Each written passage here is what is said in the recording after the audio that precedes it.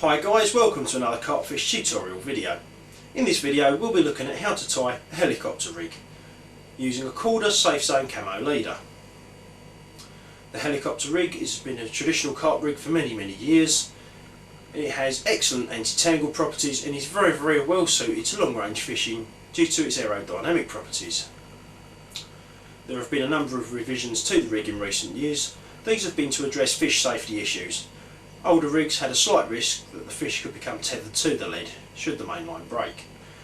With the rig we'll be tying today, in the event the main line breaks, the swivel will detach from the leader, leaving the fish with just the hook length and the swivel. So rather than talking about it, let's go on to look at the rig components and construction of it. Okay, so we've taken everything apart that was supplied in the kit. Firstly, you've got the Corda Safe Zone camo leader. You've got a quick clip, a helicopter sleeve, a 4mm Safe Zone bead, a ring swivel and the helicopter bead. Okay, so let's look at the rest of the parts we need to make this rig up. Firstly, we've got the lead. In our case we're using a 3.5 ounce lead in the most aerodynamic shape we can find.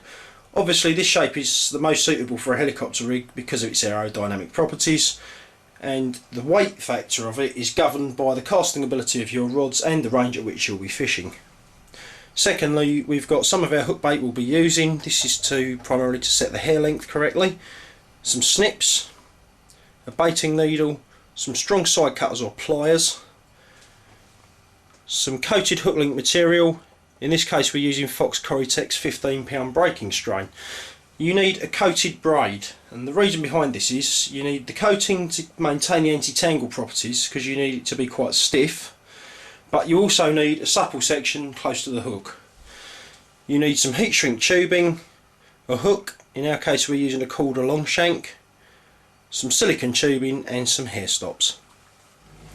Okay, so first things first, we need to tie our hook length. As you can see I've already started this. What you need to do is cut around an 8 to 10 inch length of your hook link material, and you need to strip back around 4 inches of the outer coating and tie a small overhand loop at the end. Okay, so now you've stripped back the coating and you've tied your overhand loop, we need to cut a small length of silicone tubing which will just hold the hair in place against the back of the hook. Okay, now you need to thread the silicone tubing over the point of the hook, being careful not to stab your fingers with the point obviously.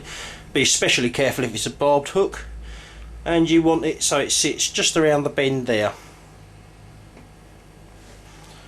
Okay, the next step, with a gated baiting needle, which is very similar to the type of needle used for splicing leg core, you need to thread that through the inside of the silicone tubing towards the eye of the hook.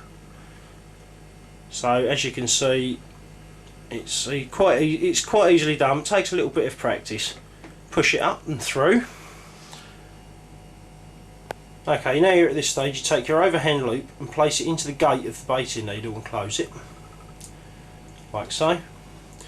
Now carefully slide that through the silicone tubing. What you should end up with is something like this. Okay, so now you've put your bait on to your hair rig and you've fitted the boilie stop, it's now time to tie the knotless knot.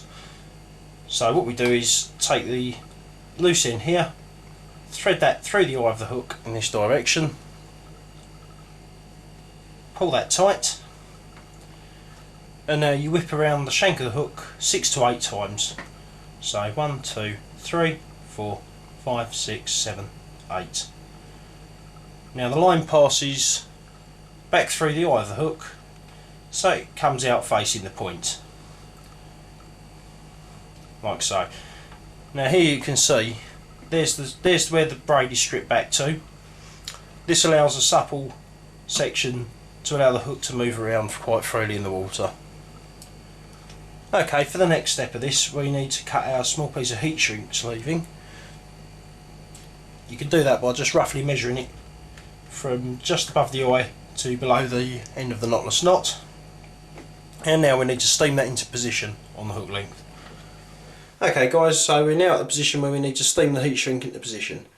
As you can see, I've threaded it up already. What you need to do now is boil your kettle, keeping your fingers well out of the way.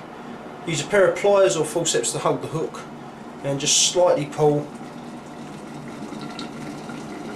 Allow the steam to do its job.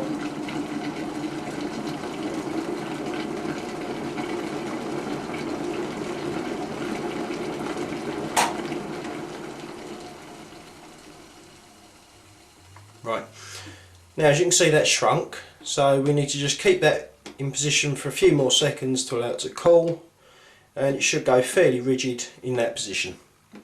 Okay, as you can see, our hook bait has been mounted on the hair and the boilie stop fitted, silicone tubing in position on the shank, and we've got our heat shrink tubing steamed down at just a slight angle.